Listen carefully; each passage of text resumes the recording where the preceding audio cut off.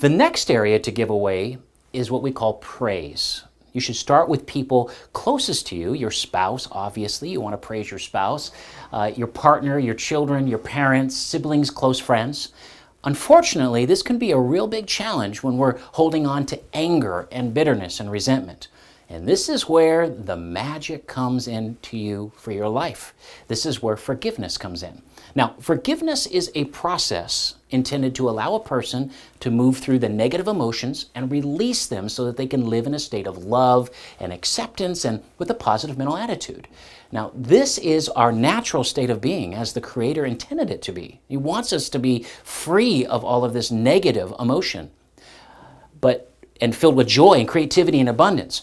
Unfortunately, you're going to have to let go of the past to embrace the future. You're going to have to release the anger and the bitterness and the resentment to be able to be an effective giver of yourself to others and to receive the blessings others want you to give, that the others want to give to you. Now, so anger makes you smaller, while forgiveness forces you to grow beyond what you are. So if you're holding on to that anger, it's going to just diminish you. And as we've been talking about this month with fear, it's going to increase the fear level in your life. When you have anger, bitterness, and resentment in your life, fear just seems to be very prevalent. So anger makes you smaller, while forgiveness forces you to grow beyond what you are. So let's kind of define what forgiveness actually is. One of the best definitions I've ever heard of forgiveness is basically this. When you basically have unforgiveness in your life, it's like allowing someone else to have emotional control over you. So literally, it's as if their hands are around your neck constantly. So somebody else is in control of you. And just remember this is really important. Forgiving is not about forgetting. I just want to make sure we're crystal clear on this. A lot of you watching this are going to be thinking to yourselves, wow, I've had something really terrible happen in my life, or this was a very traumatic event. I'm not diminishing that at all. As a matter of fact, you can't completely forget anything. But what you can do is break that emotional connection, that emotional bond that experience or that person has on you, so that you can actually walk in freedom now and you can actually have peace in your life. So we're not talking about forgetting, and that's not what forgiveness is all about. It's actually about moving on. So who is forgiveness for? Most people think forgiveness is when they forgive, they're saying that they forgive the person that committed the offense. That's actually not who forgiveness is for. Forgiveness is for you. It is for you, the person who was offended. So when you say, I forgive, you're actually releasing all of those negative toxins, all those negative emotions out of your life, and you're allowing peace and harmony and love to come back in. So forgiveness is for you. Now, if you don't forgive someone, basically what you're doing is you're empowering them. They have the control in your life. Think about it. If you've ever seen the way that puppets work, I want you to get this visual image in your mind. I want you to picture somebody having their fingers like this. There's strings that go down from the fingers, and there's a puppet down here below, right? And they're making the puppets do whatever they want, right? You've seen that before. That's what it is when you don't forgive people. They literally are jerking your chain. They're controlling your life. They're the ones, you're actually empowering them by not forgiving yourself and not forgiving them. They are the ones that have the control. Unforgiveness blocks love. Plain and simple.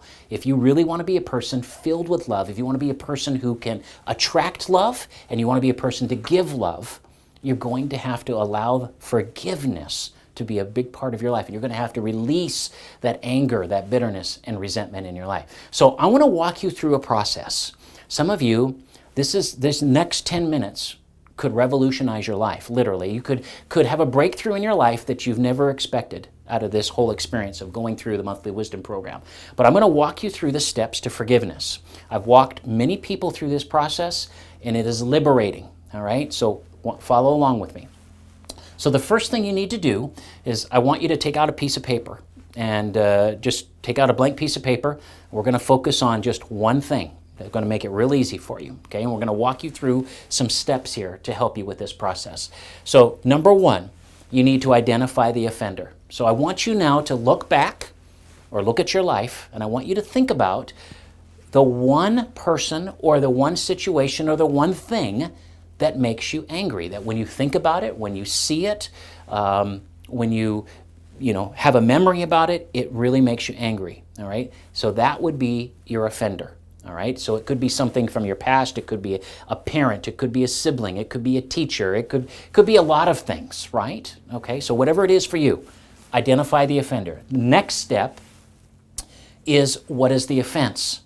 So now I want you, below the offender's name, I want you to write down, what is the offense? It could be anything from sexual abuse, it could be verbal abuse, it could be physical abuse, it could be neglect, it could be abandonment, it could be, I could go on and on.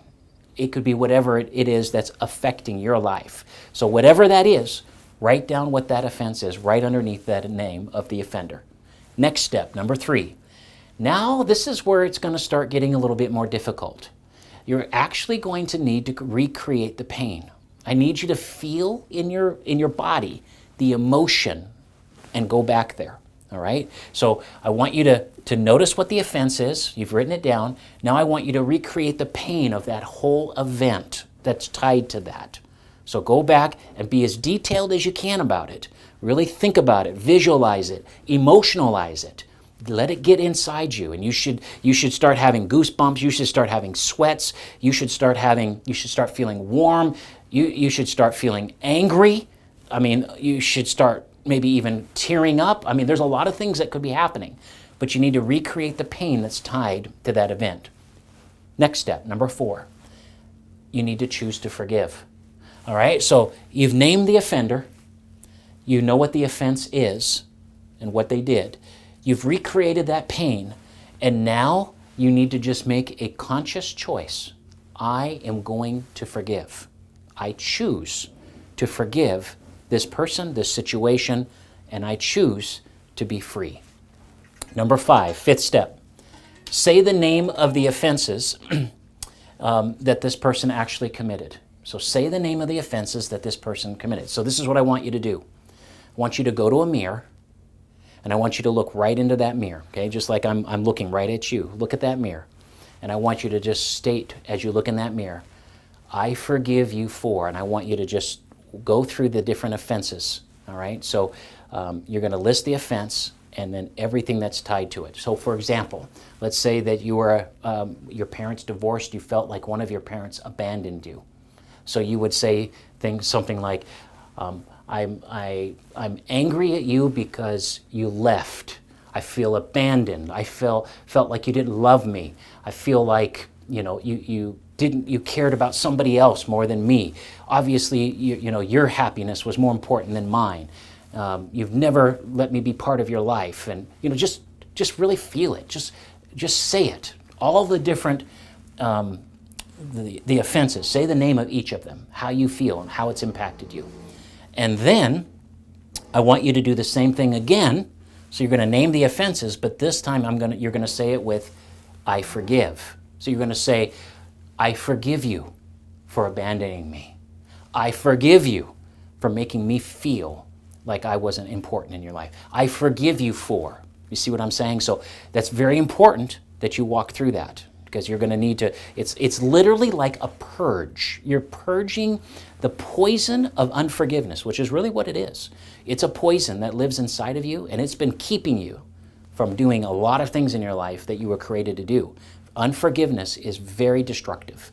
And so walking through this process, identify the offender. What is the offense? Recreate the pain. Choose to forgive. Say the name of the offenses, and then say the words, I forgive, as you name those offenses. And then just say over and over again, I forgive you. I forgive you. I forgive you. Now you're going to need to say that a lot. It may not just happen for you at this moment, but I promise you, you will feel lighter, you will feel better, and you will feel like you have more peace by releasing that and by just letting it go and letting go of that control. One time I was working with an organization here locally in the Dallas area, and I was working with a person that was walking them through this process of forgiveness. And can you believe this? They actually were angry at a person who had been dead for 15 years. I want you to think about that. So the person isn't even alive, and that may be the case for a lot of you too. They weren't even here in this world. They weren't even presently physically here. And they were angry, and they were letting that person from the grave control their life. That's how serious and how destructive this can be. So I'm hoping that you can walk yourself through this process. Maybe you can help somebody else through this process and allow them to see how destructive that unforgiveness really is. You see, forgiveness isn't always easy, but it will set you free from fear. Being a victim and allowing someone or something else to control your life, the law of attraction plays a really huge role in the forgiveness process, because you're going to become what you want to attract in your life and be the kind of person that you would want to surround yourself with. And forgiveness is the tool for your freedom. So if you're a person who's walking around with unforgiveness and you have anger and bitterness and resentment in your life, guess what you're attracting into your life? That's the kind of people that you're hanging with. That's the kind of situations that are coming to you. So as soon as you release this, you're going to open up a whole new world for yourself. So I really want to encourage you. I want to challenge you, and I just want to make an invitation to accept forgiveness into your life and walk yourself through these 5 steps, these 6 steps. It will really make a difference. It'll change your life for the better.